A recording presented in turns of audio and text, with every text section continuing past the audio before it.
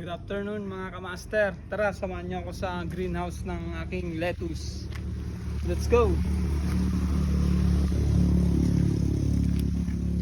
Ayan.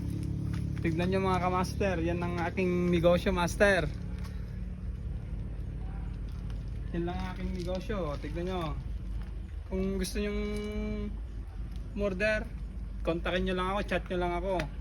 300 na lang, ibebenta ko na lang sa inyo mga kamaster. Iangat mo, ganun Ayan. yan. Hindi yan, ayun. Yan, angat ka dyan. Ito master. Ugo. 300 na lang to, ganito master, makukuha nyo.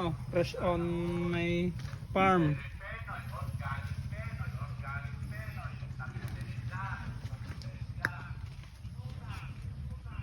Bye na master, basta tatlong chat nyo lang ako sa aking page. Let's go.